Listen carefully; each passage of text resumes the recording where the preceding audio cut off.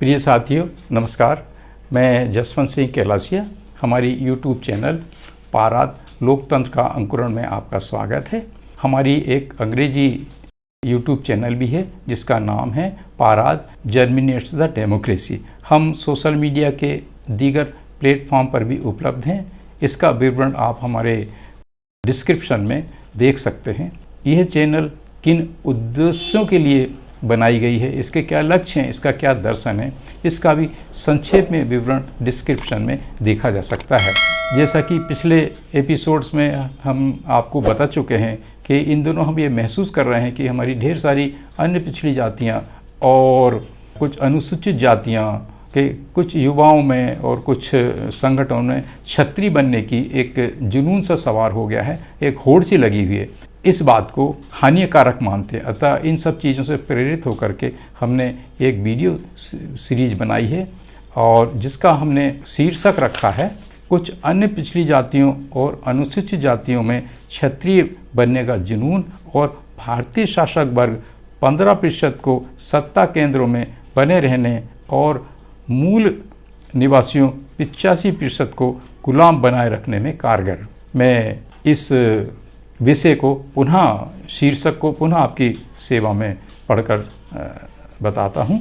कुछ अन्य पिछड़ी जातियों और अनुसूचित जातियों में क्षत्रिय बनने का जुनून भारतीय शासक वर्ग 15% को सत्ता केंद्रों में बने रहने और मूल निवासी 85% को गुलाम बनाए रखने में कारगर।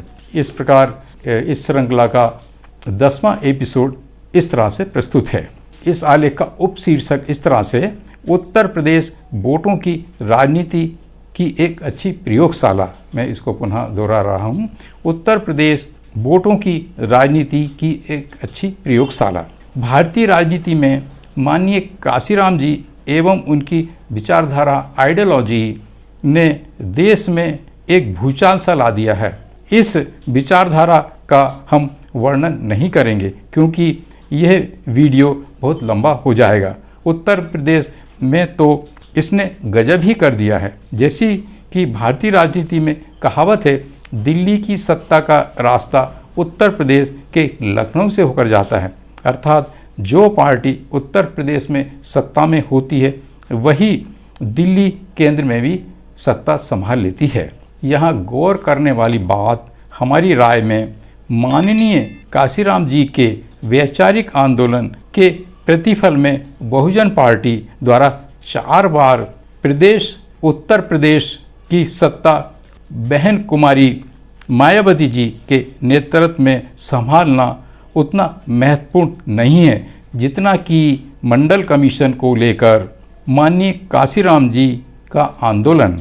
भारतीय शासक वर्ग के लिए मंडल कमीशन की सिफारिशें लागू करना ठीक उसी तरह से थी जिस तरह से उसी डाल को काटना जिस पर बैठे हैं और अपने ही पैरों पर कुल्हाड़ी मारना। अतः उन्होंने मंडल को कमंडल द्वारा कैसे धराशायी किया, यह विभत्स कहानी सभी लोग जानते हैं। माननीय काशीराम जी की विचारधारा को काउंटर करने के लिए भारतीय शासक वर्ग का मंडल का बहुत बड़ा पहलू है, लेकिन उसके अनेक पहलू भी हैं जिनका हम उत्तर प्रदेश की राजनीतिक सामाजिक पृष्ठभूमि में इस प्रकार से संक्षेप में वर्णन करते हैं। पहला बिंदु, जैसे ही माननीय काशीराम जी की आइडियोलॉजी का और अम्बेडकरवाद का प्रादुर्भाव मध्य एवं उत्तर भारत में हुआ और तदनुसार बहुजन पार्टी का उदय हुआ तो सामाजिक पिरामिड में वे समाजें जो सबसे नीचे के संस्तर स्ट्राटा पर थीं और जातीय व्यवस्था, छुआछूत, जातीय हिंसा, अत्याचार से बहुत बुरी तरह से ग्रस्त थीं, जैसे कि चमार, जाटव, वंचित पीड़ित मुसलमानों और अन्य समकक्ष जातियों का ध्रुवीकरण उस सीमा तक हुआ कि बहुजन पार्टी के उम्मीदवार को इस सीमा संख्या तक वोट मत प्राप्त हुए कि बहुजन समाज पार्टी पहले अन्य दलों के सहयोग से और फिर बाद में स्वतंत्र रूप से उत्तर प्रदेश में सत्ता पर काबिज हो गई एवं उसने कुल मिलाकर 4 बार बहन कुमारी मायावती जी के मुख्यमंत्रित्व में राज किया।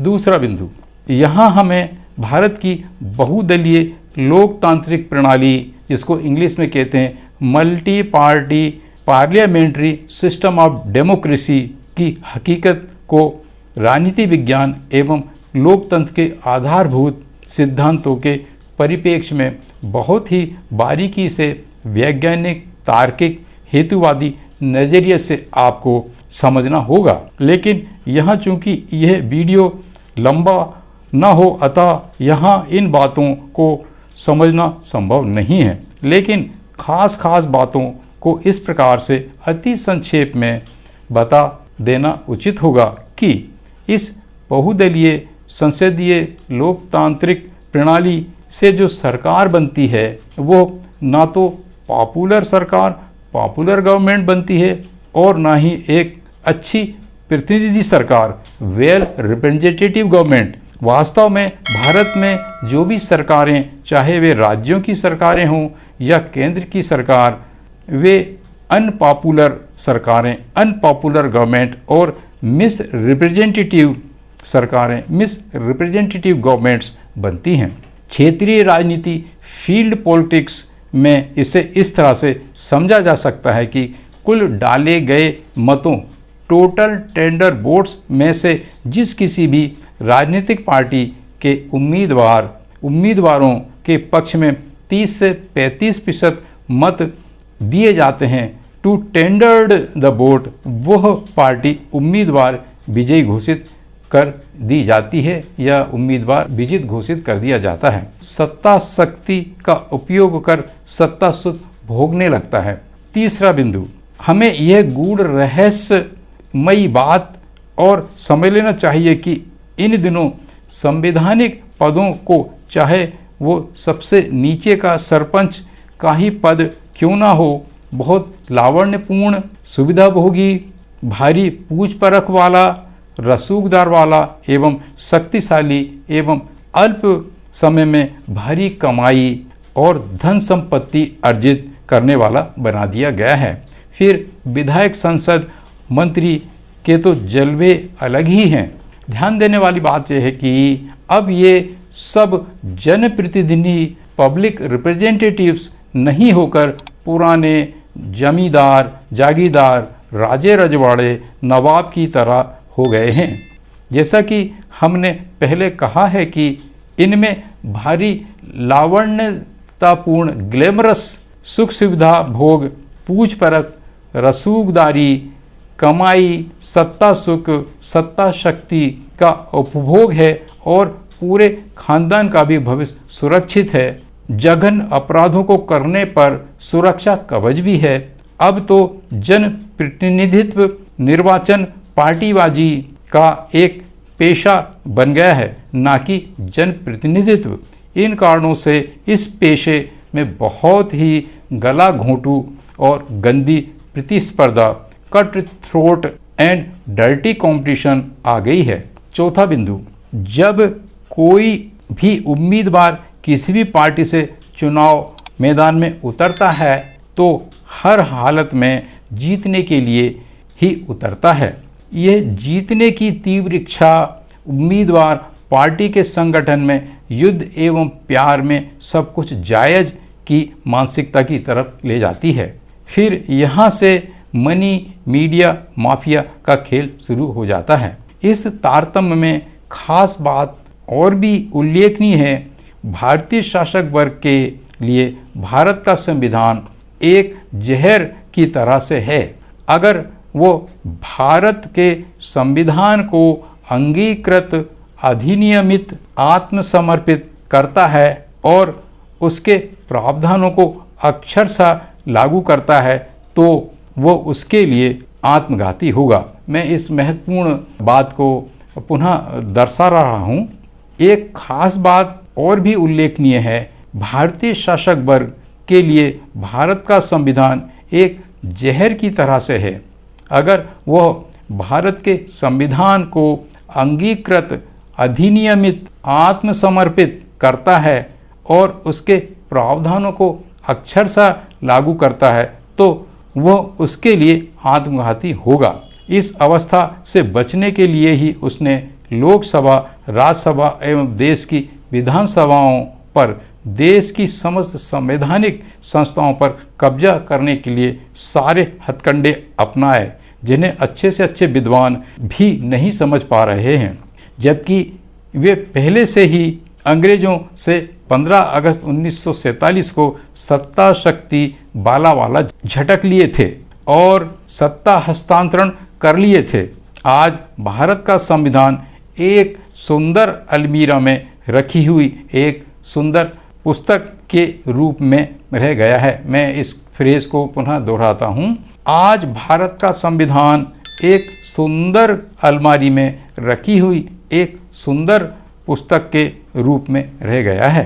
पांचवा बिंदु, जैसा कि हमने पहले कहा है कि माइनॉरिटी गवर्नमेंट और अनपॉपुलर गवर्नमेंट बनने के कारण बड़ी मात्रा में सत्ता लाभ, सत्ता सुख भी उन सीमित लोगों, उन मतदाता समूहों को जो यह समझा गया कि इन समूह के मतों से सरकार बनी है तक ही पहुंचते हैं, सभी लोगों को नहीं। जिन लोगों को नहीं पहुंचते वे असंतुष्ट रहते हैं एवं सत्ता पक्ष से खिन्न रहते हैं। छठवां बिंदु क्रमांक 1 में हमने कहा है कि उत्तर प्रदेश में जब पहला समाजवादी पार्टी की सरकारें रहीं तो उन पर यह तोहमत लगी कि वो यादवों एवं मुसलमानों को ज़्यादा टिकट देती है एवं उन्हें राजनीतिक आर्थिक लाभ आदि देती है। दूसरा पक्ष, फिर जब बीएसपी की सरकारें रहीं तो उस पर यह तोहमत लगा दी कि वह चमारों और मुसलमानों को ज़्यादा टिकट देती है एवं उन्हें राजनीतिक आर्थिक आदि लाभ देती रहती है। बिंदु क्रमांक 7, अगर हम यादवों, मुसलमानों एवं जाटव एवं अन्य अति पिछड़ी जातियों के इतिहास, उनकी प्रताड़नाओं, अत्याचारों, आर्थिक, शिक्षा, स्वास्थ्य आदि स्थितियों का अध्ययन करें तो हम पाते हैं कि तुलनात्मक दृष्टि से इनकी स्थिति उक्त सभी मामलों में अन्य समाजों से बहुत खराब रही। अतः जब समाजवादी चेतना एवं माननीय काशीराम जी का विचारधारा एवं अम्बेडकरवाद का प्रादुर्भाव हुआ तो ये दबी कुचली, वंचित, प्रताड़ित समाजें, जातियां उस सीमा तक ध्रुवीकृत हो गईं कि सरकारें बनाकर सत्तासीन हो लाभ उठा सकें और वे लाभ उठाने भी लगीं। लेकिन अन्य दीगर समाजें, जातियां जो जातीय प्रावीण्य के संस्तरों स्ट्रेटम में कुछ ऊपर थीं, उन्हें ये अवस्था बहुत खली। इसमें भारत में जो जातीय दुराग्रह, घृणा, दम्भ, अहम, व्हिम एंड ईगो, श्रेष्ठता की भावना, सुपीरियरिटी कॉम्प्लेक्स जो कि विभिन्न जातियों में ऊपर की ओर बढ़ते क्रम में बढ़ता है और नीचे के घटते क्रम में घटता जाता है, ने घी में आग का काम किया। हमारा यहाँ इस तरह से इसका पुनः स्पष्टीकरण है कि वे जो समाजें जो बहुत ही अति दुखी, अति प्रताड़ित और अति पिछड़ी थी, उन्होंने बाबा साहब अम्बेडकर की और काशीराम जी की आइडियोलॉजी को पकड़ा और उस आइडियोलॉजी के बैनर तले वो एकत्र हुए, ध्रुवीकृत हुए और सत्ता, उनके जो लीडरशिप थी वो सत्ता प्राप्त करने में सफल हुई। तो इसका इन दीगर सामाजिक पिरामिड में जो ऊपर की जो जातियाँ थी उनसे वो जलन रखने लगी, क्योंकि उनको सत्ता लाभ उतना नहीं मिला जितना वो अपेक्षा करते थे। प्रिय साथियों, इस प्रकार इस श्रृंखला का 10वां एपिसोड यहीं समाप्त होता है। अगर आपको ऐसा लगता है कि हम कुछ मौलिक विषयों पर चर्चा कर रहे हैं, कुछ आमूल मुद्दों को उठा रहे हैं और आपकी जानकारी में वृद्धि कर रहे हैं, तो कृपया इस चैनल को सब्सक्राइब, शेयर और लाइक करने का कष्ट करें। हमारे साथ बने रहने और वीडियो को पूरा देखने के लिए भी धन्यवाद। नमस्कार।